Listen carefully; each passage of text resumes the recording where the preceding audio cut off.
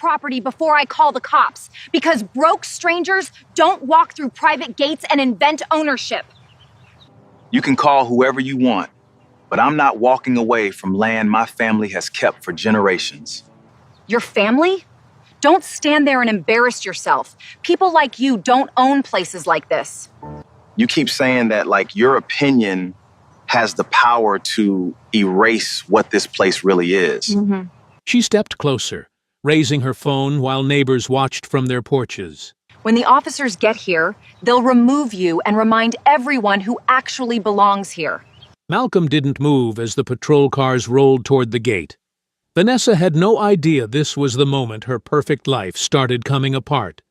Before continuing, comment where in the world you are watching from and make sure to subscribe, because tomorrow's story is one you can't miss. Malcolm Reddick pushed through the wrought iron gate, its familiar creak echoing across the morning air. The sound brought back childhood memories of racing through this same entrance after school. Now, at 62, he carried a manila folder thick with documents, a measuring tape clipped to his belt, and his phone ready to capture evidence. The estate stretched before him like a piece of forgotten history. Towering oak trees cast long shadows across the property his great-grandfather had purchased in 1908. Malcolm's boots crunched against the gravel driveway as he approached the first fence post, its weathered wood bearing decades of Carolina storms. He knelt beside the old marker, running his fingers along the carved initials J.R. 1952, his grandfather's work. The measuring tape unrolled with a metallic snap, as Malcolm documented the exact distance between property lines. Each measurement went into his notebook, with military precision. The survey stone sat half-buried under years of fallen leaves. Malcolm brushed away the debris, revealing the faded numbers etched into concrete. His phone camera clicked repeatedly, capturing angles and close-ups. Every photo was potential evidence in the fight ahead. "Excuse me!" The voice cracked across the property like a whip. Malcolm looked up to see a woman storming across the road. Her blonde hair was perfectly styled despite the early hour. Diamond earrings caught the sunlight as she marched toward him in designer shoes that clicked against the asphalt. Vanessa Whitcomb's face was twisted with fury. Her manicured finger pointed at Malcolm like a weapon. "What are you doing on this property?" Malcolm stood slowly, brushing dirt from his knees.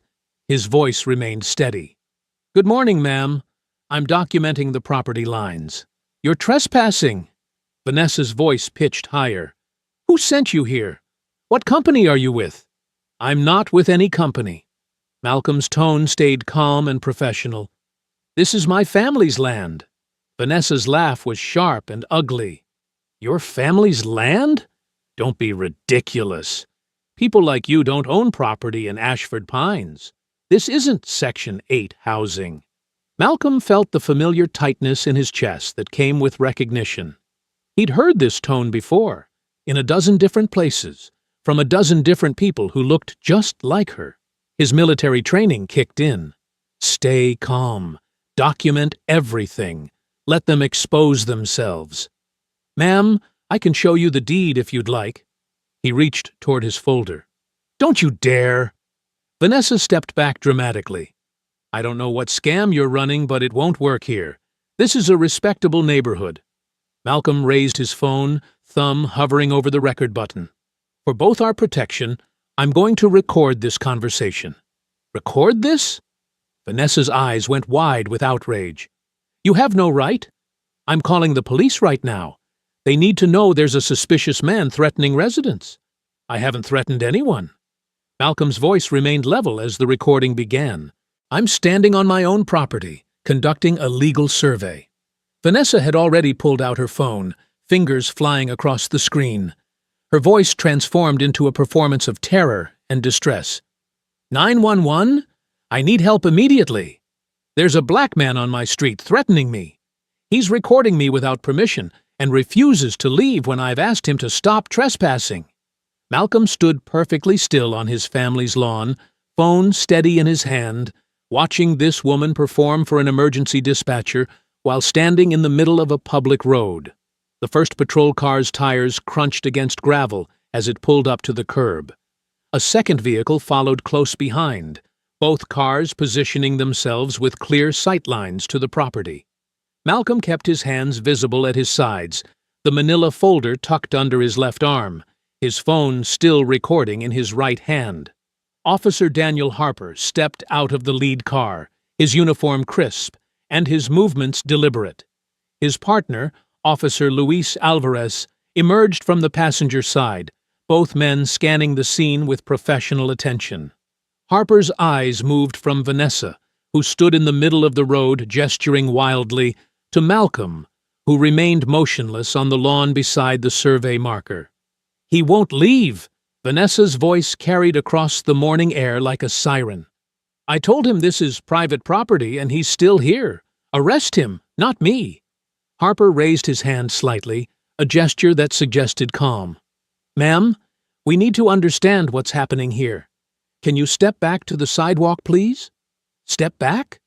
Vanessa's face flushed red with indignation. "I'm the victim here. He chased me across the street. He was following me with that camera, recording me without my permission." Alvarez moved to position himself between Vanessa and Malcolm, his notebook already in hand. His dark eyes took in the measuring tape on Malcolm's belt, the survey stone visible in the grass, and the careful distance Malcolm maintained from everyone present. "Sir," Harper addressed Malcolm directly, his tone neutral but attentive, "can you tell me what brings you to this location today?" Malcolm's voice remained steady and clear. "Officer, my name is Malcolm Reddick. This property belonged to my mother, Josephine Reddick, who passed away 3 months ago. I'm here today to document the property lines as part of settling her estate." "That's a lie!" Vanessa shrieked, pointing an accusatory finger. "People like him don't own houses in Ashford Pines. He's probably casing the neighborhood." Malcolm reached slowly toward his folder. "I have documentation, officer. The deed, tax receipts, and access road records are all here." "Don't let him near those papers." Vanessa stepped forward aggressively. "He probably stole them. Check his background. I bet he has a criminal record." Harper held up his hand again. "Ma'am, please let him speak." "The deed shows continuous family ownership since 1908, Malcolm continued, his military training keeping his voice measured, despite the accusations flying around him. "My great-grandfather purchased this land, and it's been in the Reddick family ever since." "Lies! All lies!" Vanessa's performance reached a crescendo. "He's running some kind of scam, probably working with a gang of criminals who target nice neighborhoods like ours." Alvarez was taking careful notes, his pen moving across the page as he documented each statement. His attention focused on the details: Malcolm's calm demeanor, the survey equipment, the weathered property markers that clearly showed long-term maintenance. "Sir, may I see your identification and the documents you mentioned?" Harper's request was professional, not demanding. Malcolm began to reach for his wallet when Vanessa suddenly lunged forward. "Stop protecting him!" Her hand shot out, slapping Malcolm's phone from his grip. The device arced through the air before landing in the grass near the fence post, its screen still glowing. "He lunged at me!" Vanessa immediately spun toward Harper, her voice desperate and shrill. "Did you see that? He tried to attack me. That's assault. Arrest him right now." Alvarez's head snapped up from his notepad, his eyes tracking the trajectory of the fallen phone.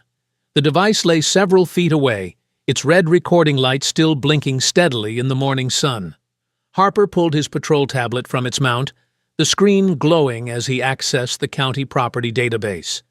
His fingers moved across the interface with practiced efficiency, entering the address and cross-referencing it with Malcolm's provided documentation. "Let me verify these records," Harper said, his tone remaining professional as he compared the information on his screen to the deed Malcolm had presented. Vanessa paced behind them, her heels clicking against the asphalt like a metronome of agitation. "This is ridiculous! You're wasting time on some vagrant's fake papers while I'm standing here as the victim." Alvarez retrieved Malcolm's phone from the grass, noting its undamaged condition, and the fact that it had continued recording throughout the entire encounter. He handed it back to Malcolm with a slight nod, his observant eyes taking in how carefully Malcolm handled the device. "The records show Malcolm Reddick as the current property owner," Harper announced, scrolling through the database entries. "Inherited from Josephine Reddick, deceased March 15th of this year. The property boundaries include the house, front lawn, the gravel driveway, and—" He paused, his eyebrows raising slightly. "The private access road that runs along the eastern property line. That can't be right." Vanessa's voice pitched higher with panic. "Check again. There has to be some mistake in your system." Malcolm reached into his folder and withdrew several additional documents. "Officer Alvarez, these are copies you can keep for your report." His movements were deliberate and transparent. "The original deed, my mother's death certificate, and last month's property tax payment showing current ownership." Alvarez accepted the papers, scanning them with the thoroughness of someone who understood the importance of documentation. The tax receipt alone showed a payment of nearly $4,000, far more than someone running a scam would invest in fake documents. "I'm calling the mayor." Vanessa fumbled for her phone, her hands shaking with indignation. "Mayor Richardson will straighten this out. He'll tell you what kind of people belong in Ashford Pines." Harper looked up from his tablet, his expression shifting from neutral to concerned. "Ma'am, according to these records, the access road you use to reach your side gate crosses directly through Mr. Reddick's property. Have you had permission to use that road?" "Permission?" Vanessa's laugh carried a brittle edge of hysteria. "I don't need permission. We've been using that road for 15 years. It's practically ours by now." "That's not how property law works," Malcolm said quietly, his voice carrying the authority of someone who had spent decades investigating legal matters. "Informal use doesn't create ownership rights, especially when the property owner never granted explicit permission." "Mrs. Whitcomb," Harper continued, his tone becoming more formal, "do you have doorbell camera footage from this morning? I'd like to review what happened before we arrived." Vanessa's face went pale. "Why do you need that? I already told you everything that happened." "Standard procedure," Alvarez interjected, looking up from the documents. "Video evidence helps us understand the timeline of events." The cameras might not have been working properly today," Vanessa stammered, backing away slightly. Harper's expression remained steady, but his voice carried new weight. "The footage would help clarify who was where when this confrontation began. If you were on your own property when Mr. Reddick allegedly approached you, the cameras would show that." Malcolm stood silently, his hands at his sides, watching as the officers methodically built their understanding of the situation. Years of military investigation had taught him that truth revealed itself through patience and proper procedure. "Fine," Vanessa snapped, her composure cracking completely. "But you'll see he was stalking me, following me around like some kind of predator." Harper accessed Vanessa's doorbell camera through the neighborhood security network, his tablet displaying the morning's footage. The officers watched as the recording clearly showed Vanessa leaving her property, crossing the access road, and walking directly onto Malcolm's lawn toward where he stood measuring near the survey stone. "Mrs. Whitcomb," Harper said, his voice taking on a tone that made the morning air feel suddenly heavier. "Based on these property records and this video evidence, you are no longer the complainant in this matter. You are now part of an active investigation." Vanessa's face drained of all color. The sound of car doors and footsteps drew attention from neighboring houses. Curtains twitched. Garage doors cracked open. The residents of Ashford Pines rarely witnessed drama this public, and Vanessa's raised voice had carried far down the quiet street. Malcolm remained beside the old mailbox, one hand pressed against his shoulder where Vanessa had struck him with his own phone. The pain throbbed steadily, but he kept his expression neutral. Years of military discipline had taught him that showing weakness invited further attack. "You don't understand who you're dealing with." Vanessa spun toward the officers, her voice climbing to a shrill pitch that echoed off the manicured lawns. I organize the charity galas. I sit on 3 different boards. When Mayor Richardson hears how you've embarrassed me, how you've humiliated me in front of my neighbors," she jabbed her finger at Harper's chest, "you'll both be walking a beat in the worst part of town." Harper stepped back, his hand moving instinctively toward his radio. "Ma'am, I need you to calm down and step away." "Calm down?" Vanessa's laugh was sharp and desperate. "You come to my neighborhood. You take the word of some vagrant over a respected member of this community, and you tell me to calm down?" More neighbors had emerged now. Mrs. Patterson from 2 houses down stood on her front porch, arms crossed. The Hendersons peered over their perfectly trimmed hedge. Even old Mr. Kowalski had shuffled out to his driveway, leaning heavily on his walker. "Mrs. Whitcomb," Alvarez said firmly, "you need to understand your situation. The evidence shows you left your property, approached Mr. Reddick on his property, and initiated this confrontation."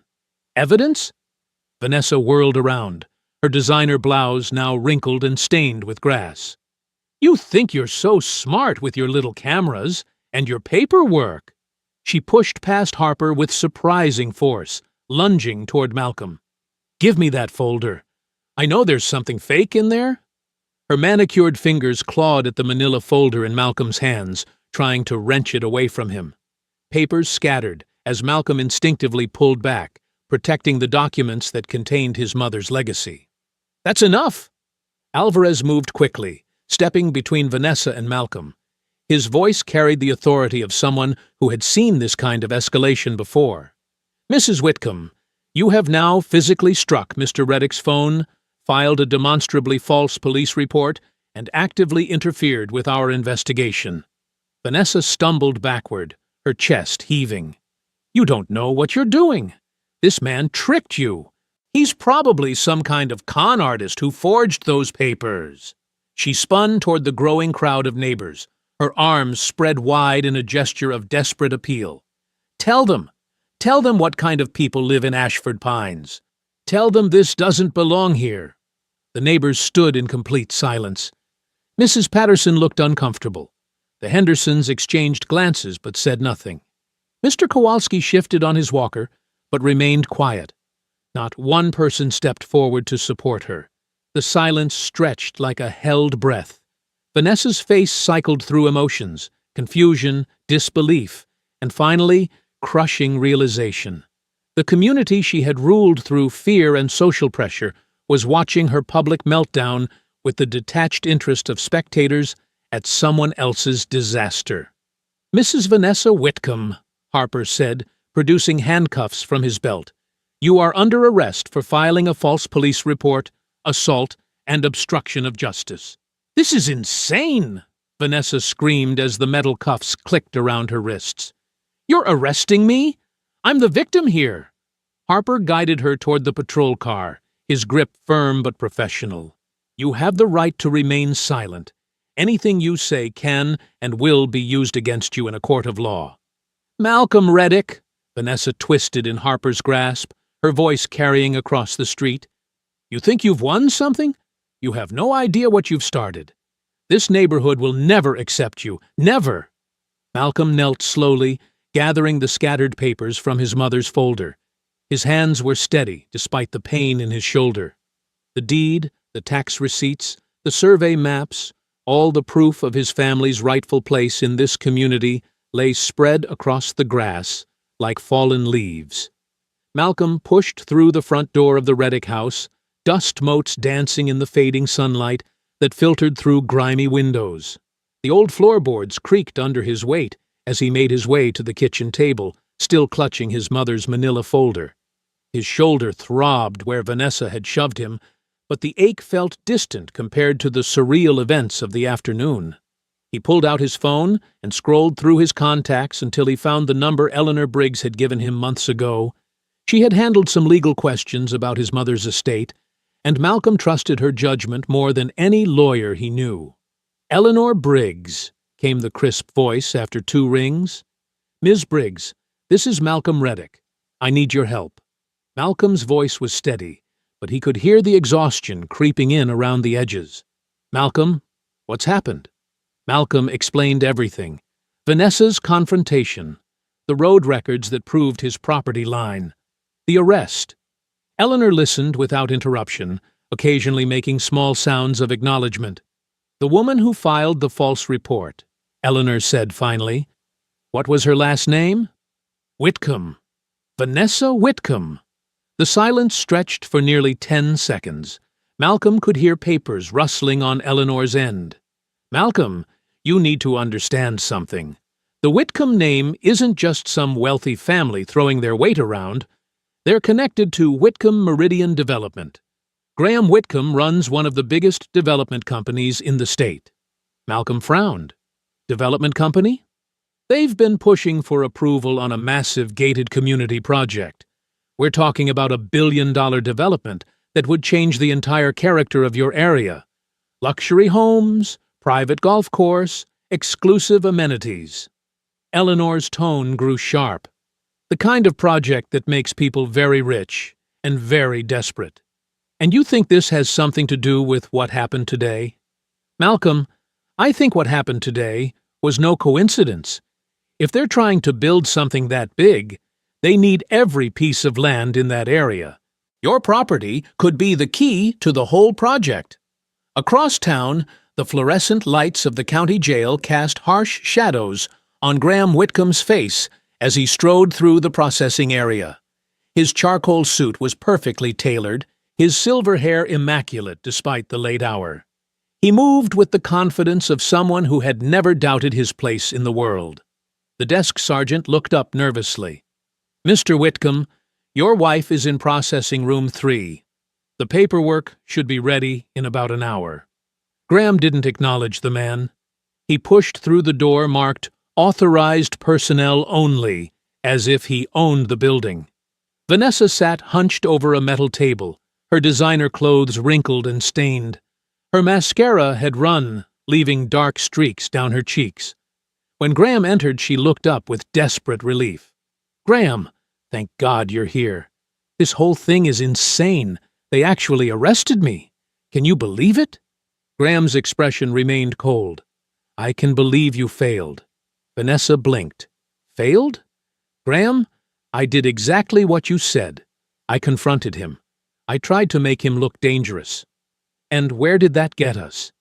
Graham's voice was quiet, but sharp as a blade. "You were supposed to create a police record against him. Instead, you gave him evidence of harassment. But you said we needed something on record. You said if we could show he was violent or unstable. I said create a situation where he would be arrested, Vanessa, not you." Graham leaned forward, his hands flat on the metal table. "Do you understand what you've cost us?" Vanessa shrank back. "I don't understand. What's so important about some old house?" Graham's jaw tightened. "That man's land is the final piece we need for the Ashford Meadows project. Without his property, we can't access the main road. Without road access, we can't get county approval. Without county approval, we lose 8 years of planning and $200 million in investor commitments."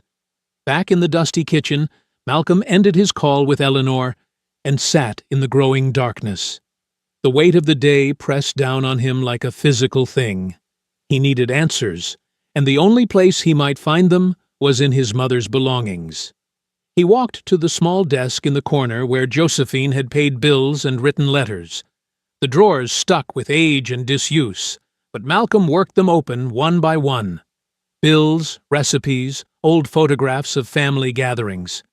In the bottom drawer, his fingers found something unusual. An envelope taped to the back panel, hidden from casual view.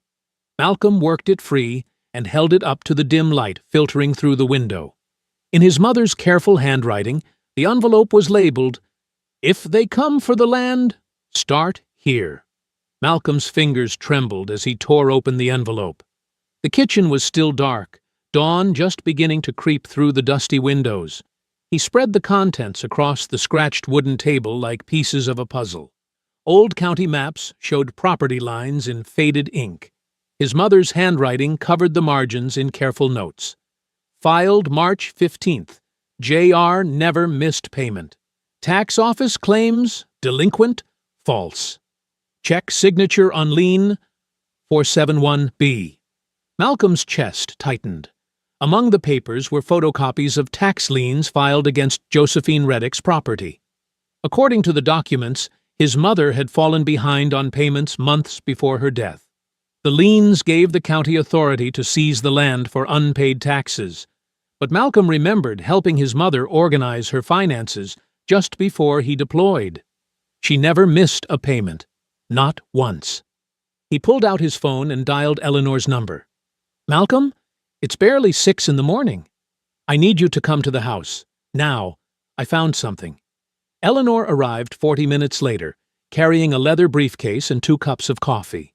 Her gray hair was pulled back severely, and her sharp eyes immediately focused on the papers scattered across the table. "What am I looking at?" Malcolm pointed to the tax liens. "These say my mother owed thousands in back taxes, but here are her payment records." He showed Eleanor a stack of canceled checks and receipts. Every payment made on time, every year. Eleanor put on reading glasses and examined the documents closely. She held up one of the liens and compared it to Josephine's signature on a canceled check.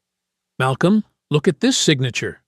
The signature on the lien was bold and flowing. Josephine's actual signature was small and precise, with a distinctive loop in the J. "That's not her handwriting," Malcolm said. "No, it's not." Eleanor's voice was deadly quiet. "Someone forged these liens.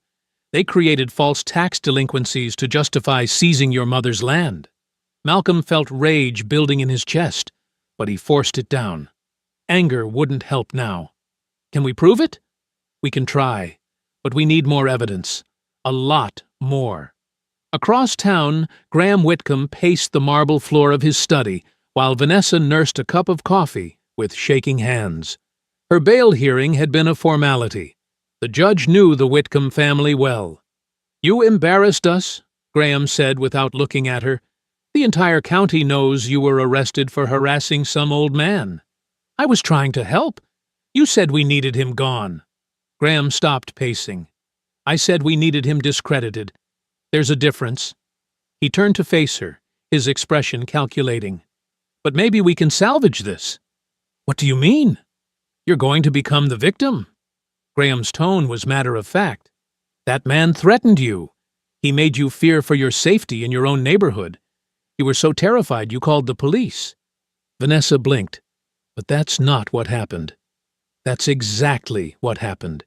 And you're going to tell that story to anyone who will listen. The neighbors, the newspaper, the county commissioners." "Graham, I don't understand."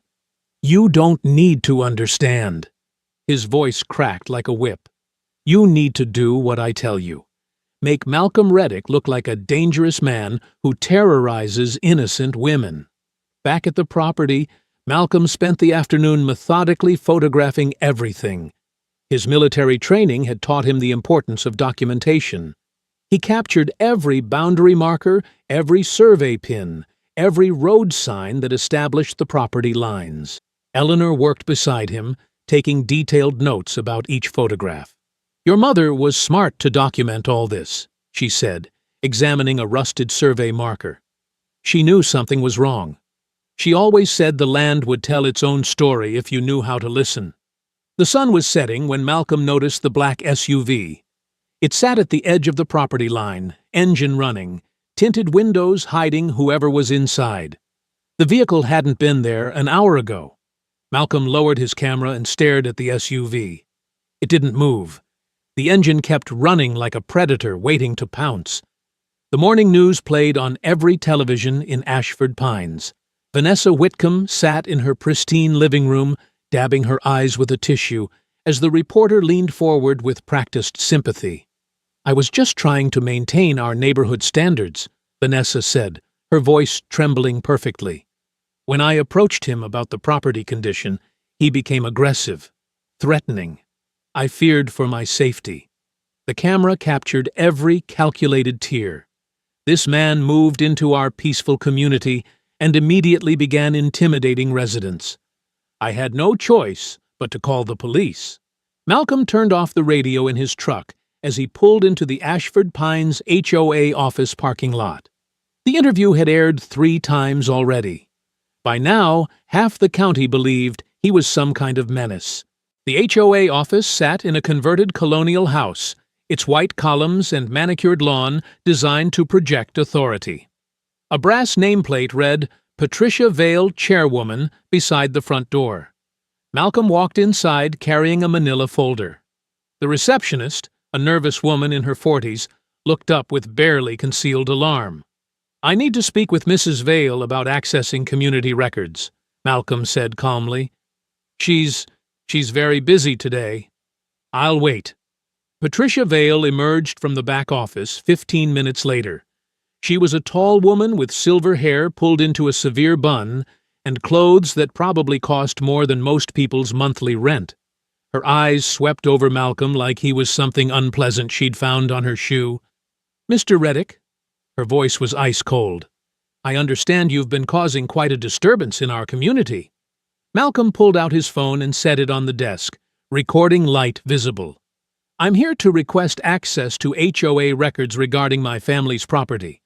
This is a legal recording of our conversation." Patricia's expression tightened. "I'm not sure what you think you're entitled to, but this is a private community.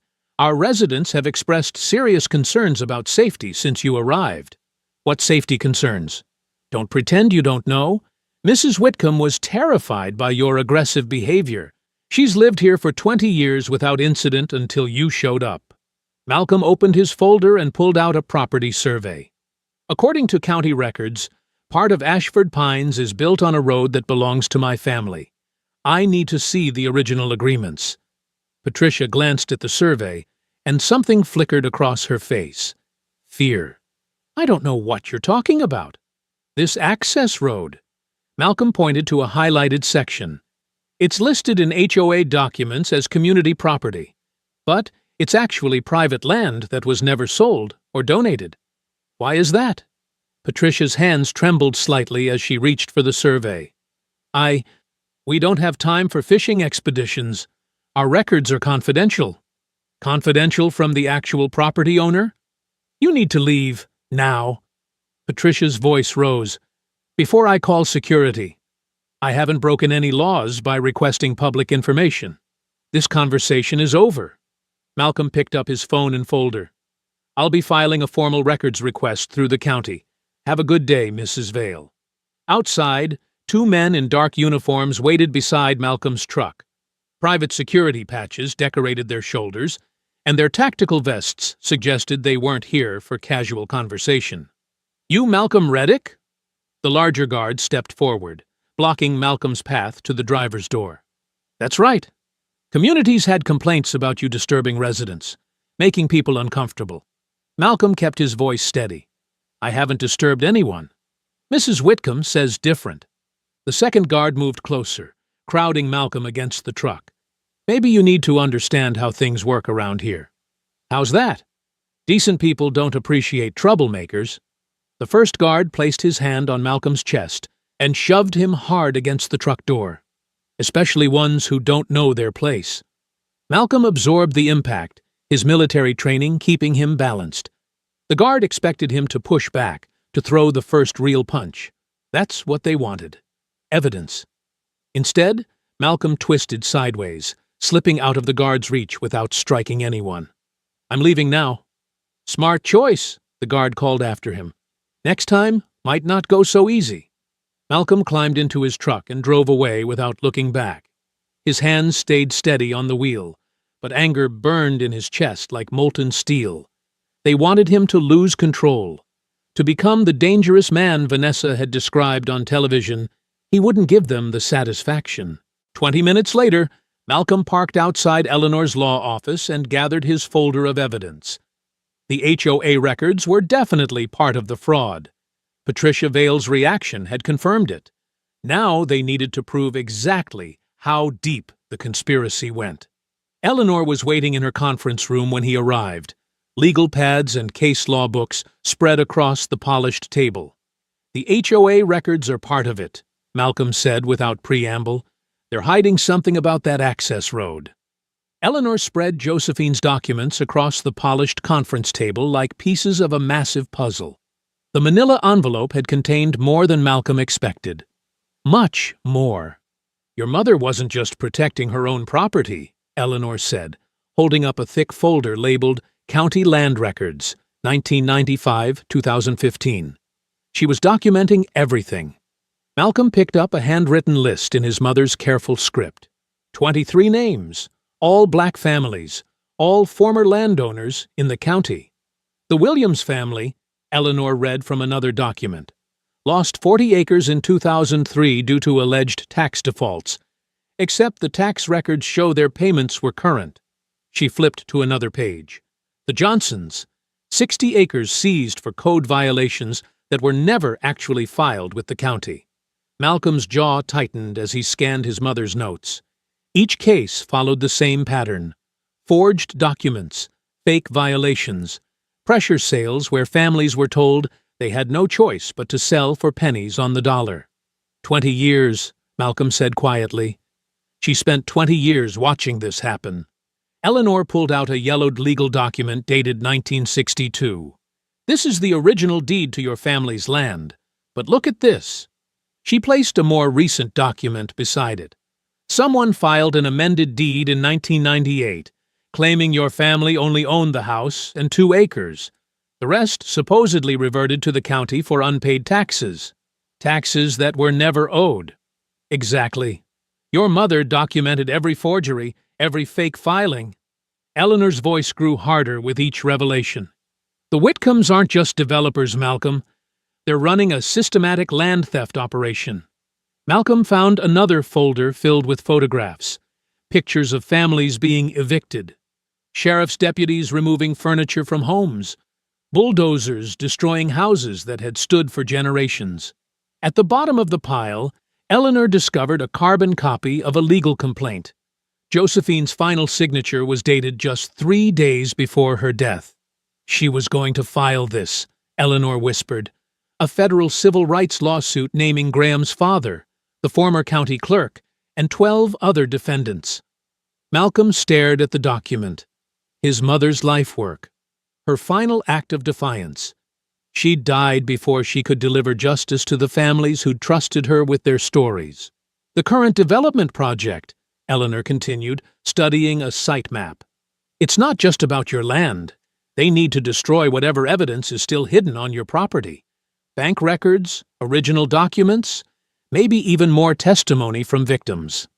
Malcolm's grief transformed into something sharper, more focused. His mother had carried this burden alone for decades, collecting proof while watching powerful people steal from vulnerable families. "We make copies of everything," Malcolm said. "Multiple sets, digital scans, cloud storage. Already started." Eleanor gestured toward her computer. "But we need more than documents. We need witnesses, people willing to testify about what happened to their families." Malcolm gathered the photographs of destroyed homes and displaced families. Some of these people might still be alive, still remember. Finding them won't be easy. The Whitcombs made sure these families scattered across different states. Malcolm pulled out his phone and began photographing every document. "Then we start with what we have. Make it public. Force them to respond." Eleanor smiled grimly. "A public challenge? I like it. But once we go public, there's no going back. They'll throw everything they have at us." "Good," Malcolm said. "I'm tired of playing defense." They worked until the sun disappeared behind the mountains, scanning documents and organizing evidence into a comprehensive case file. By sunset, Malcolm had uploaded copies to 3 different cloud services and prepared a detailed summary for media release. The drive home felt different now. Malcolm wasn't just protecting his family's legacy anymore. He was fighting for every family whose land had been stolen through decades of corruption. He pulled into his driveway as darkness settled over the property.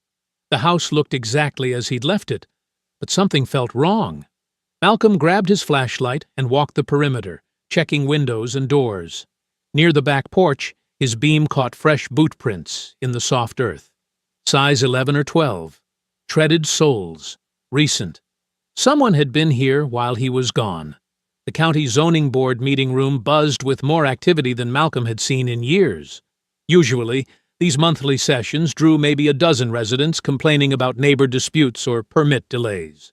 Today, nearly 50 people packed the folding chairs, and news cameras clustered near the back wall. Graham Whitcomb sat in the front row wearing his most expensive suit, a navy blue power play that cost more than most people's monthly rent. Vanessa perched beside him, her designer handbag positioned for maximum visibility. She'd clearly expected this to be another photo opportunity, another chance to play the role of beloved community leader's wife.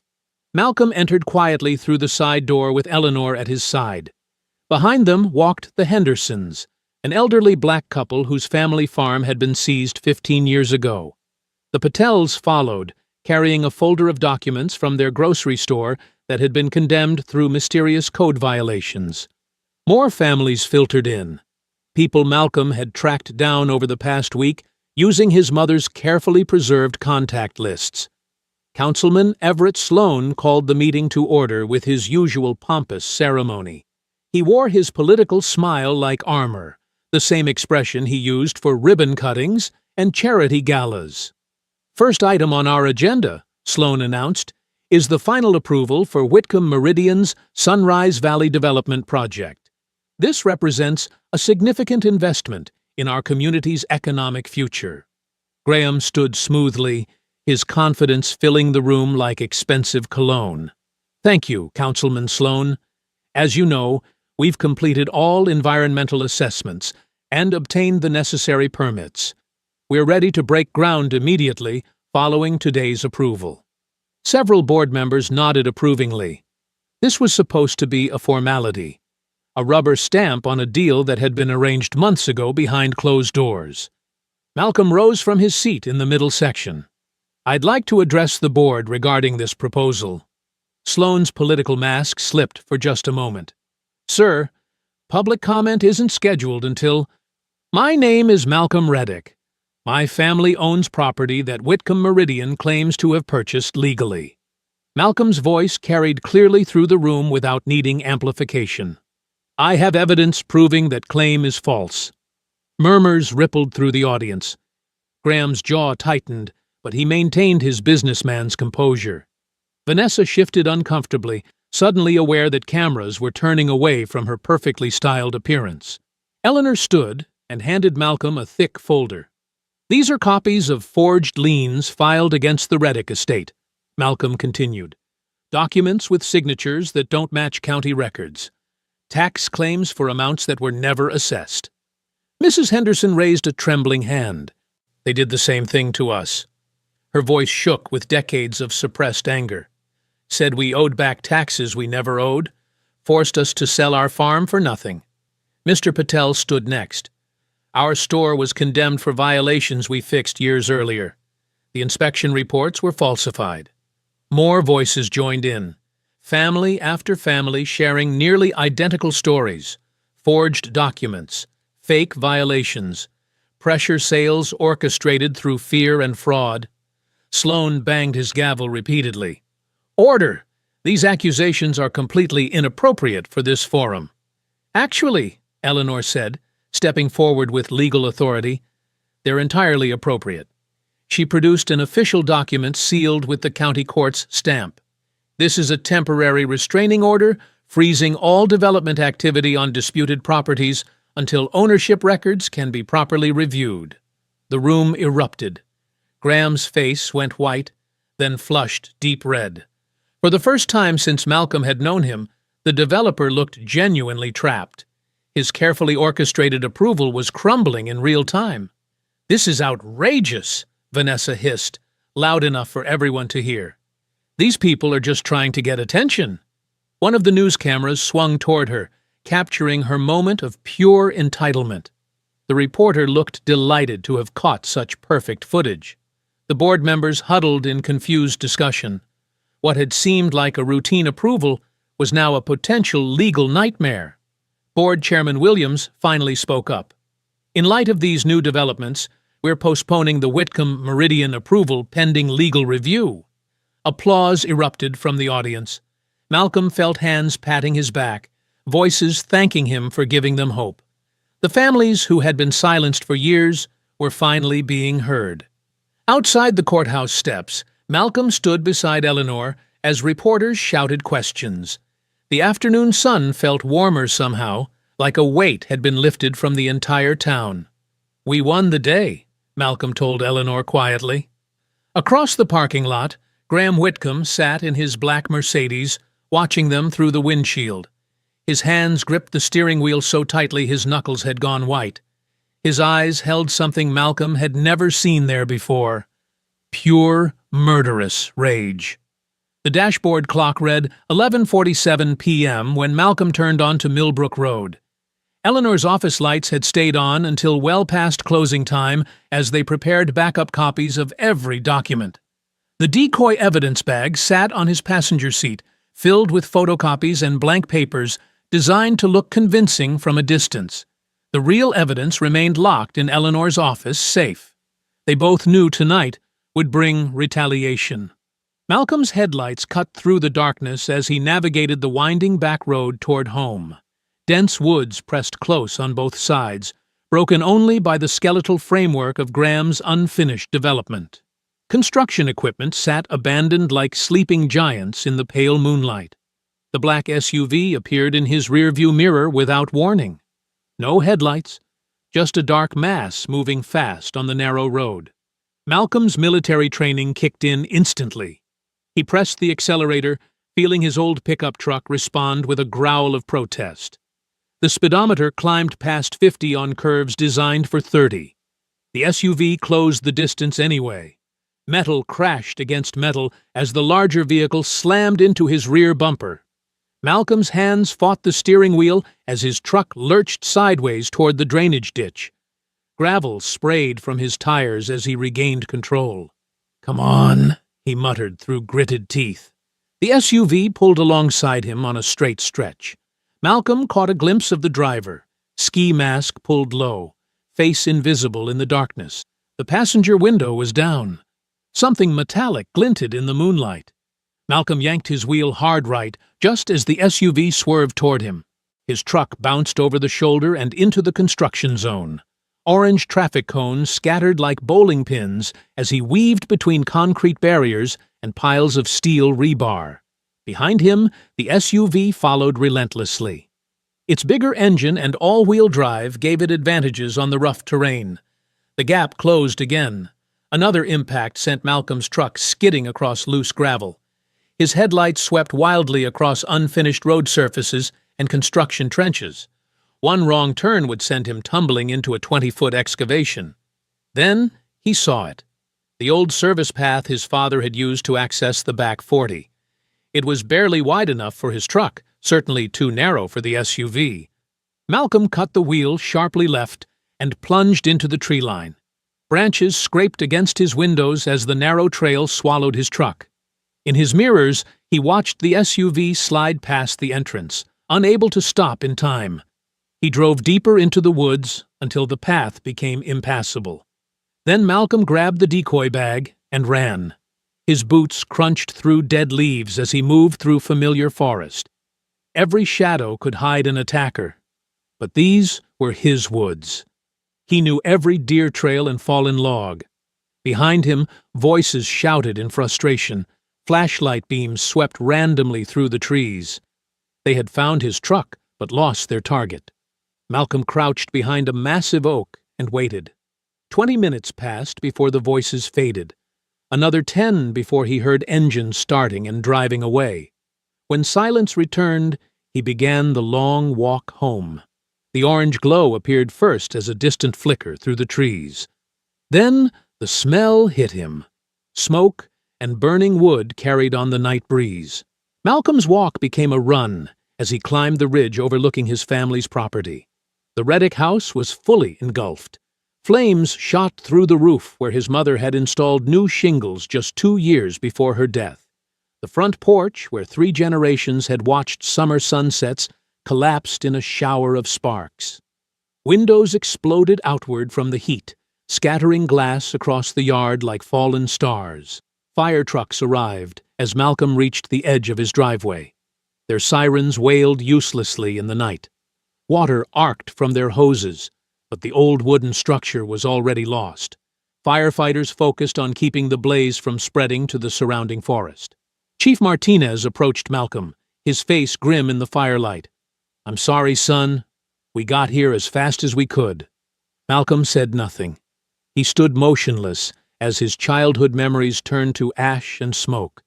The kitchen where his mother had taught him to cook Sunday dinners.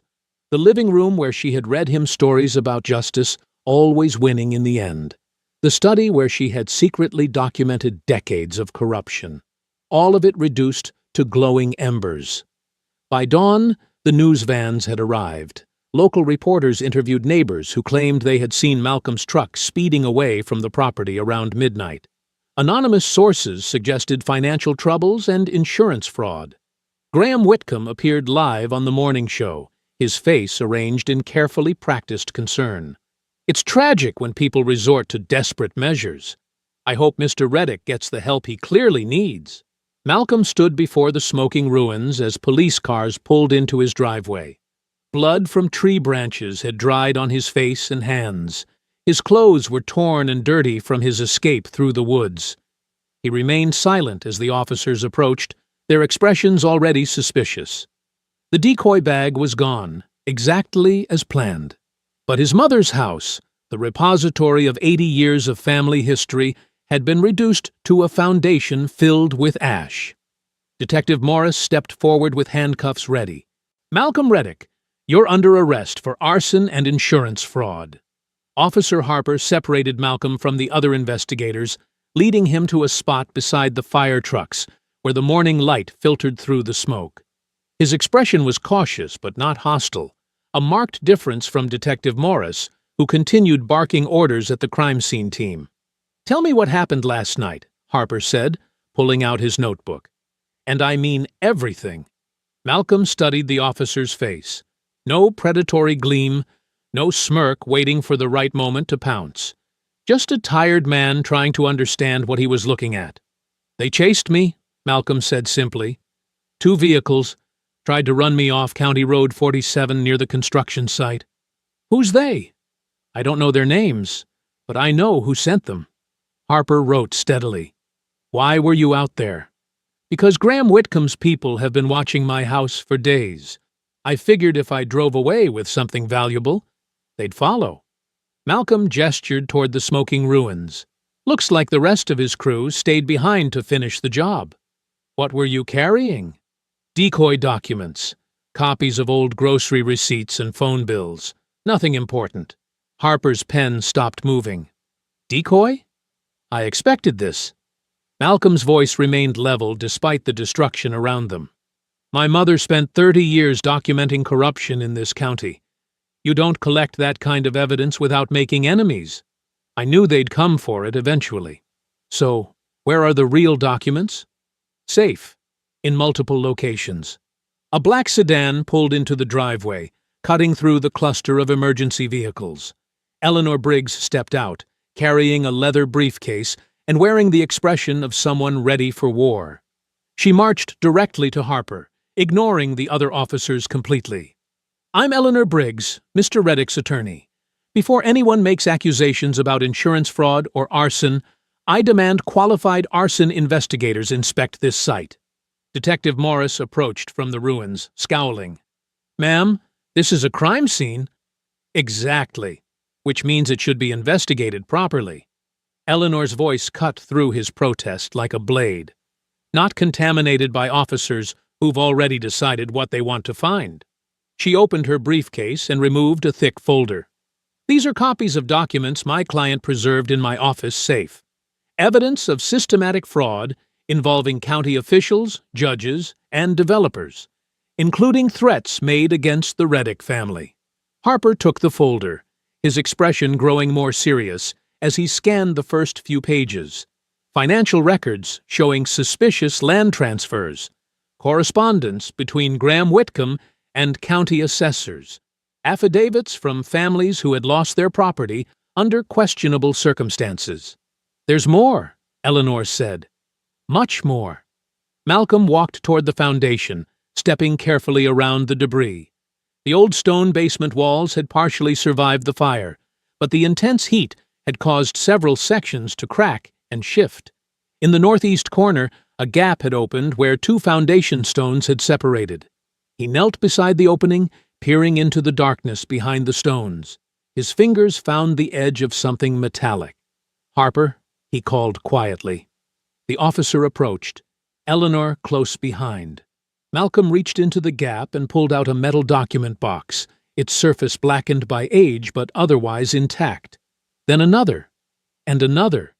5 boxes in total, each one sealed with wax and wrapped in oiled cloth. "My mother was thorough," Malcolm said, breaking the wax seal on the first container. Inside were manila folders organized by year, going back decades. Property deeds with forged signatures. Church affidavits testifying to fraudulent sales. Photographs of meetings between county officials and Whitcomb representatives. Eleanor opened the second box and whistled softly. Letters between judges and assessors, discussing how to handle resistant property owners. Harper picked up a document from the third box. It was a detailed map showing every property seized through tax auctions over a 20-year period. Red lines connected each seizure to specific county employees and their family members, creating a web of corruption that stretched across the entire region. The officer studied the map for several minutes, comparing it to other documents. His face grew pale as the scope of the conspiracy became clear. He looked up at Malcolm, then at Eleanor. When he spoke, his voice was barely above a whisper. "This is no longer a local case." The temporary command office smelled like burnt coffee and cheap disinfectant. Sheriff Bell had driven down from the federal building in less than 3 hours, bringing with her a team of financial crimes specialists and enough paperwork to bury a small courthouse. She spread the recovered documents across 2 folding tables, organizing them by date and type of fraud. Malcolm sat across from her, methodically explaining the pattern his mother had uncovered over 30 years of careful documentation. "Graham doesn't just steal land," Malcolm said, pointing to a series of property transfers from 2019. "He destroys people first, makes them desperate, makes the community turn against them." Eleanor opened one of the manila folders, revealing a stack of newspaper clippings. Headlines screamed accusations of tax evasion, drug dealing, and domestic violence, all targeting families who had later lost their property through questionable legal proceedings. "Look at the dates," she said, spreading the articles across the table. "Every smear campaign starts exactly 6 months before the tax auction. Every single one." Harper leaned over her shoulder, studying the pattern. "The Hendersons, the Martinez family, the Johnsons." His voice grew quieter with each name. "I remember these cases. Thought it was just bad luck hitting good people." "Not luck," Malcolm said. "Strategy. Graham plants evidence, spreads rumors, bribes witnesses to file false complaints. By the time the family realizes what's happening, their reputation is destroyed, and their legal bills have bankrupted them." Sheriff Bell picked up a financial ledger, running her finger down columns of payments made to various county employees. "The money trail crosses 3 counties and involves federal tax fraud. We're looking at racketeering charges under RICO." She pulled out a digital recorder and set it on the table. "Tell me about the construction site. Why is Graham rushing the development?"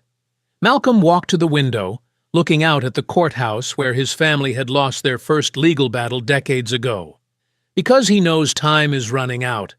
My mother documented everything, but she never had enough evidence to prove the conspiracy in federal court.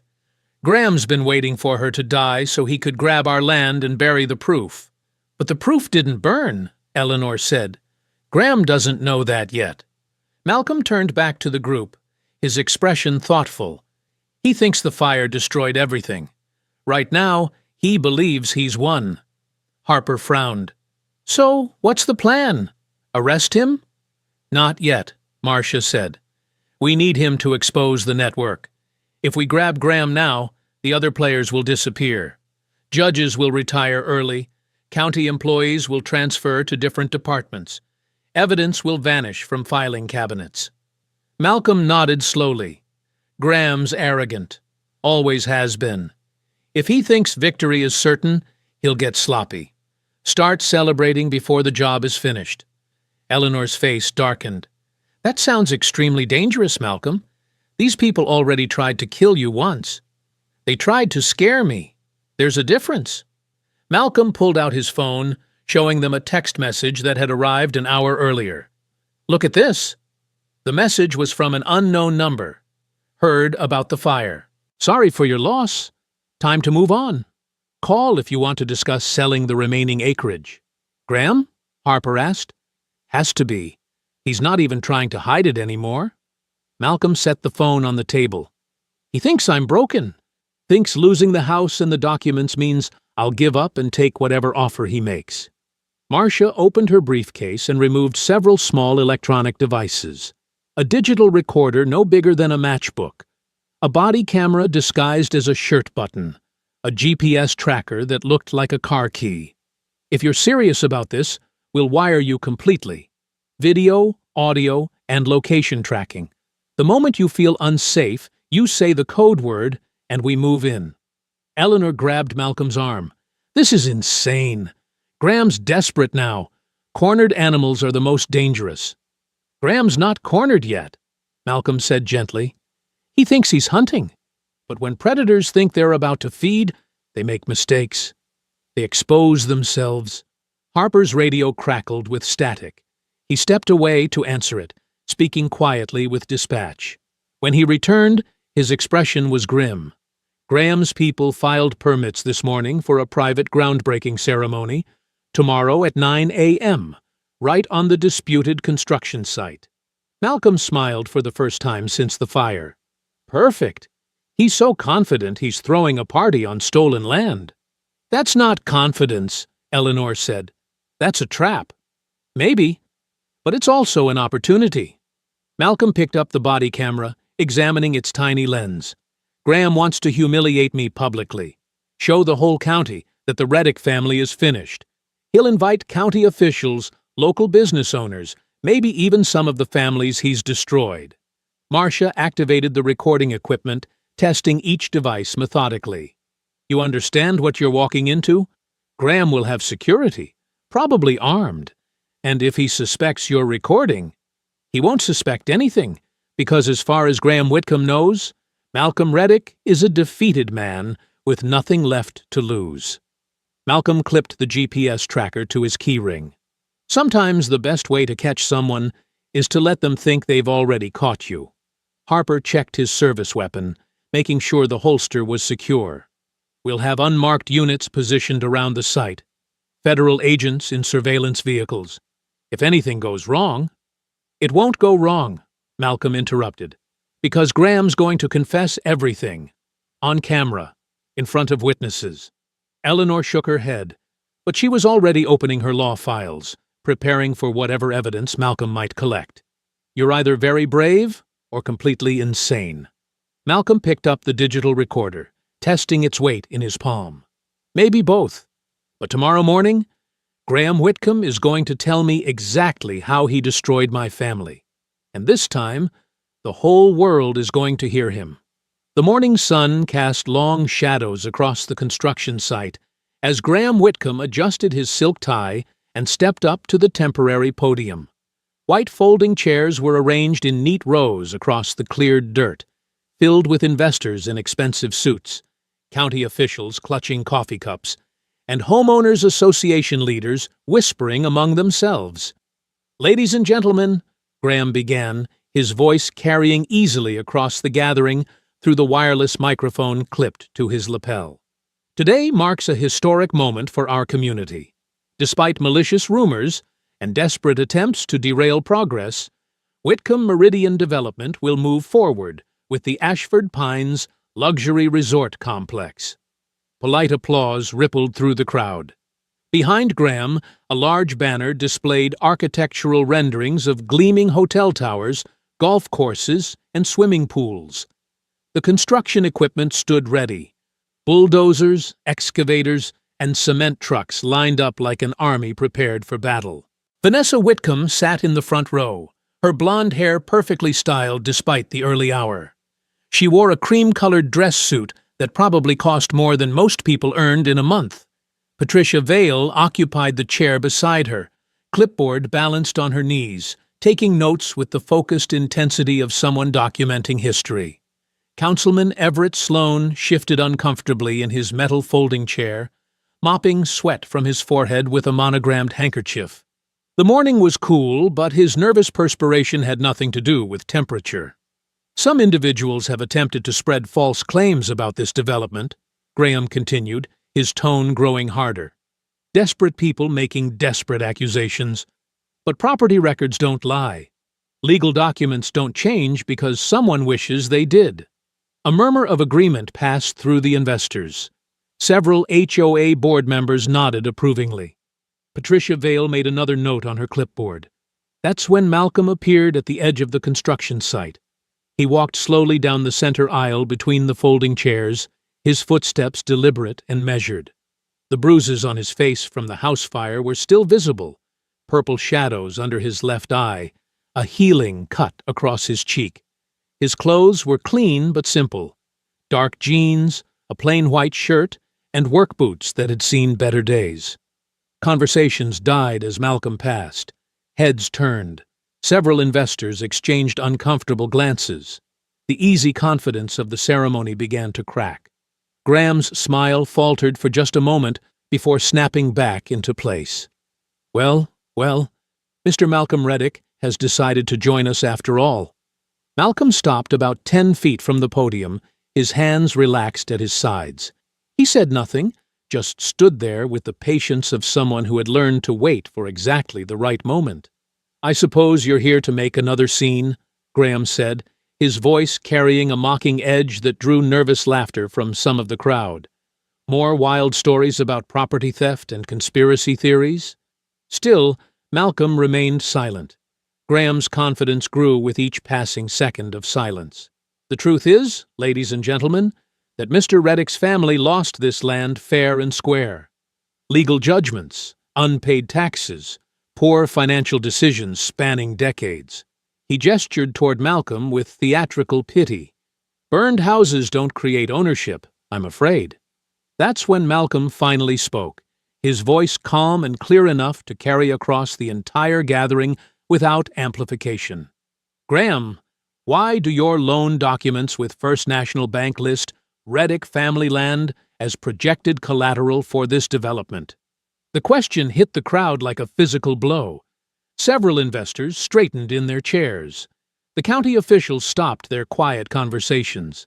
Even the construction workers operating nearby equipment seemed to pause.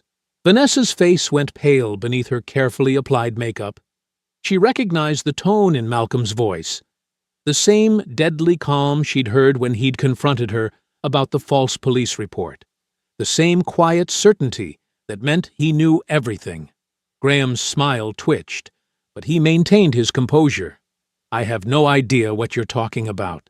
The documents are dated 18 months ago, Malcolm continued, pulling a folded paper from his shirt pocket. Before any legal proceedings against my family were finalized, before the tax liens were filed, before the fire department citations were issued. The investors were no longer whispering among themselves. They were staring at Graham with the focused attention of people who suddenly realized their money might be in jeopardy. Councilman Sloan stood up abruptly, his chair scraping against the dirt. I think we should— Sit down, Everett, Graham snapped, his polished facade beginning to crack. Then he caught himself, forcing the smile back. Mr. Reddick is obviously confused. Grief does terrible things to a person's judgment. But Malcolm wasn't finished. The loan application specifically mentions acquisition of parcels currently under Reddick family ownership. That's fraud, Graham. Federal fraud. Vanessa shot to her feet, her voice shrill with panic. He's lying. He's desperate, and he's lying. But the damage was spreading through the crowd like a virus. Investors were pulling out phones, probably calling their lawyers. County officials were edging toward their vehicles. The carefully orchestrated celebration was collapsing in real time. Graham made a sharp gesture to two large men in dark suits standing near the construction equipment. Private security, Malcolm realized. The kind of men who solved problems with their hands instead of their words. They moved quickly, crossing the dirt toward Malcolm with the confident stride of people accustomed to making problems disappear. The crowd began to scatter, some people heading for their cars, others pulling out phones to record what was about to happen. "Mr. Reddick needs to leave," Graham announced, his voice no longer carrying any pretense of civility. "This is private property, and he's trespassing." The security guards reached Malcolm, flanking him on either side. One was thick through the shoulders with scarred knuckles. The other was taller, leaner, but moved with the fluid grace of someone trained in violence. "Come on, old man," the thick-shouldered guard said, reaching for Malcolm's arm. "Time to go?" Malcolm didn't move, didn't step back or raise his hands defensively. He just stood there, meeting the guard's eyes with steady calm. "I'm not trespassing on my own land." That's when the first guard's patience ran out.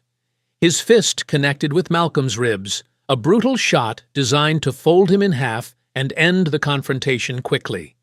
Malcolm stumbled but didn't fall. The crowd erupted into chaos, screaming, shouting, chairs overturning as people scrambled for safety. But through it all, phones kept recording, cameras kept rolling, and Malcolm stayed on his feet. The second guard moved faster than Malcolm expected, driving his knee up toward Malcolm's ribs while his partner recovered from the failed grab. Malcolm twisted, taking the blow on his hip instead of his stomach, but the impact still sent pain shooting down his leg. The thick-shouldered guard swung again, this time connecting with Malcolm's jaw.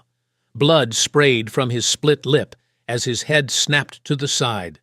The metallic taste filled his mouth, but he kept his footing, kept his hands up, kept his mind clear. "Stay down, old man," the taller guard snarled, pulling a collapsible baton from his belt. The weapon extended with a sharp click that cut through the screaming crowd. Malcolm wiped blood from his mouth with the back of his hand, his eyes never leaving his attackers. The military training kicked in, not the desperate flailing of a street fight, but the calculated patience of someone who understood leverage and timing. The guard with the baton swung hard at Malcolm's shoulder. Malcolm stepped into the attack instead of away from it, letting the weapon glance off his shoulder blade while driving his elbow into the guard's solar plexus. The man folded forward, gasping, and Malcolm grabbed the baton as it fell from nerveless fingers. The thick-shouldered guard rushed him from behind, wrapping thick arms around Malcolm's chest in a crushing bear hug. Malcolm felt ribs compress, felt his breathing constrict, but instead of struggling against the hold, he dropped his weight suddenly and drove his heel down hard on the guard's instep. The grip loosened just enough. Malcolm twisted, using the guard's own momentum to send him stumbling backward into one of the orange construction barricades. The plastic barrier cracked under the impact, and the guard went down hard, his head bouncing off the dirt. The taller guard had recovered enough to charge again, this time going low, trying to tackle Malcolm around the waist. Malcolm sidestepped, using the man's momentum against him, and brought the confiscated baton down across his shoulders. Not hard enough to cause permanent damage, but enough to drop him face first into the dirt. Malcolm stepped back, breathing hard, blood still trickling from his split lip. His shoulder throbbed where the baton had connected, and his ribs ached from the knee strike, but he remained standing while both guards stayed down. The crowd had scattered to the edges of the construction site, most people recording with their phones from behind vehicles and equipment. Graham stood frozen beside the podium, his face twisted with rage and something that looked like genuine fear. "You rotten coward," Graham snarled, abandoning any pretense of civility. "You think you've won something here? You think this changes anything?" That's when the sirens cut through the air. Multiple vehicles roared onto the construction site, patrol cars, unmarked sedans, and a black SUV with federal plates. Doors slammed as uniformed officers and plainclothes agents spread out across the area with the practiced efficiency of a coordinated operation. Officer Harper emerged from the lead patrol car, his weapon drawn but pointed at the ground. "Nobody move! Police!" Behind him came Officer Alvarez, and behind him, Sheriff Bell herself, her face grim with purpose. The federal agents fanned out, blocking every exit from the construction site. Graham's eyes darted frantically across the scene, calculating distances to the parking area. "This is a mistake," he shouted, but his voice cracked with panic. "I'm a respected businessman. I have rights." "Graham Whitcomb," Sheriff Bell called out, her voice carrying the weight of absolute authority. "You're under arrest for fraud, conspiracy, and assault." Graham bolted. He shoved through the scattered crowd, knocking over an elderly investor and sending Patricia Vale sprawling into the dirt. His expensive shoes slipped on the loose gravel as he sprinted toward the parking area where dozens of vehicles sat in neat rows. But the federal agents were faster and younger. They closed the distance quickly, tackling Graham just as he reached his silver Mercedes. He went down hard, his perfect hair mussed, his suit jacket tearing as handcuffs clicked around his wrists. "This is harassment!" Graham screamed as they hauled him upright. "I'll have your badges, all of you." Meanwhile, Vanessa had reached her white SUV and was fumbling with the keys, her hands shaking so badly she could barely get the door open. When the engine finally roared to life, she floored the accelerator, sending gravel spraying as she tore away from the construction site. The SUV bounced violently over the unfinished road, bottoming out in potholes and scraping against exposed rocks. Vanessa's knuckles were white on the steering wheel as she pushed the vehicle faster than the rough terrain could handle. She could see the boundary of the construction site ahead, the place where Whitcomb Meridian Development's authority ended and Malcolm's property began. All she had to do was reach the main road, get to her lawyer, get to her connections, get somewhere safe. But as the SUV crested the final hill, Vanessa's heart stopped. The access gate stood closed and locked, exactly as Malcolm had left it. The heavy chain and industrial padlock gleamed in the afternoon sun like a steel trap waiting to spring. Vanessa slammed on the brakes, but momentum carried the SUV forward until it crashed into the gate with a grinding shriek of metal. Steam rose from the crumpled hood as the engine died. Officer Alvarez reached the wreckage first, his weapon drawn. "Step out of the vehicle, hands where I can see them." Vanessa stumbled out, her designer dress torn, her perfect hair hanging in her face. "You can't do this to me. Do you know who I am?" The handcuffs clicked around her wrists with the same finality that had claimed her husband. Behind them, back at the podium, Graham was being loaded into a federal transport vehicle, his screams of outrage echoing across the construction site that would never be completed. The late afternoon sun cast long shadows across the construction site as federal agents carried box after box of evidence to their waiting vehicles. News vans lined the perimeter, their satellite dishes extended like mechanical flowers reaching for the sky. Reporters pushed against the police tape, shouting questions while cameras rolled. "Sheriff Bell, can you confirm the charges against Graham Whitcomb? Is it true the fraud scheme spans multiple counties? How many families were affected by the illegal land seizures?" Sheriff Bell stood at a makeshift podium, her federal badge glinting in the sunlight. Behind her, agents continued loading documents, hard drives, and file boxes, the paper trail of corruption that had taken decades to build and one afternoon to dismantle. "Graham Whitcomb has been charged with multiple felonies," she announced, her voice carrying clearly across the crowd. "These include conspiracy to commit fraud, wire fraud, mail fraud, and racketeering under federal RICO statutes. We're also pursuing charges related to arson, intimidation, and witness tampering." The crowd stirred. Several displaced families had gathered at the edges, their faces showing the first hope they'd felt in years. "What about his wife?" called a reporter from Channel 7. "Vanessa Whitcomb faces charges for conspiracy, filing false police reports, and fleeing arrest. Her bail has been denied pending trial." More boxes emerged from the construction trailer. Agent Morrison carried a heavy filing cabinet toward the vehicles, his face grim with purpose. Every document represented another family destroyed, Another life disrupted by Graham's greed.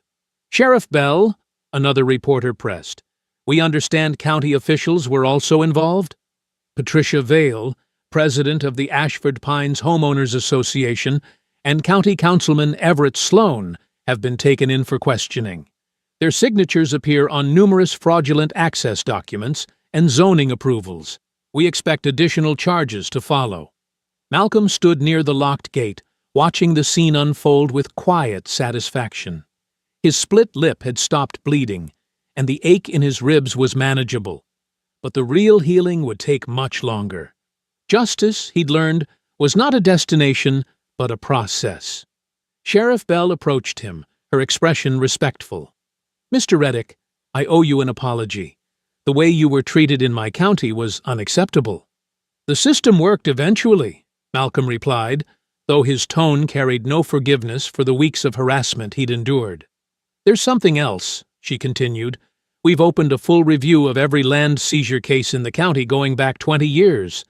Your mother's documentation is helping us identify dozens of families who were defrauded. The weight of those words settled over Malcolm like a benediction. Josephine Reddick's life's work would finally see justice served. As if summoned by the mention of his mother's name, Malcolm pulled out a folded paper, a statement he'd prepared for this moment. The reporters noticed and surged forward, microphones extended like weapons. My mother, Josephine Reddick, spent her life fighting for families who couldn't fight for themselves. Malcolm began, his voice steady despite the emotion beneath it. She was called a troublemaker, a liar, someone who stood in the way of progress. But she knew the truth that we've proven today, that corruption disguised as development is still corruption. Camera flashes popped like tiny lightning strikes. Someone in the crowd called out support. Josephine Reddick's name has been cleared, Malcolm continued. But more importantly, the families she tried to help will finally receive justice. That's her real memorial. Sheriff Bell stepped forward again. We're establishing a victim restitution fund using assets seized from Whitcomb Meridian Development. Every family affected by these fraudulent land seizures will be compensated. The crowd erupted in cheers.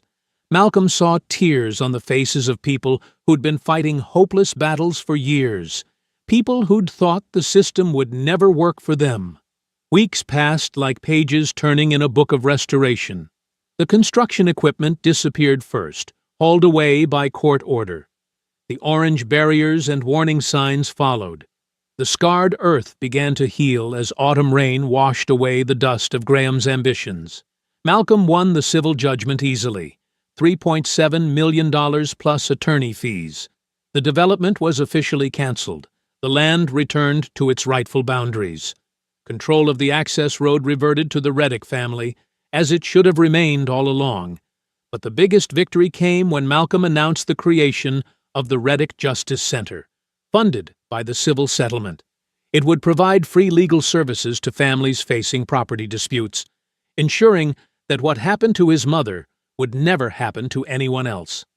Now, Malcolm stood before the restored gate, watching as workers positioned the new sign. The old fence had been repaired, the lock mechanism upgraded, but the message remained the same, a declaration of ownership that had stood for over a century. The workers stepped back as the sign settled into place. Private property, Reddick family land, since 1908. If you enjoyed the story, leave a like to support my channel, and subscribe so that you do not miss out on the next one. On the screen, I have picked 2 special stories just for you. Have a wonderful day.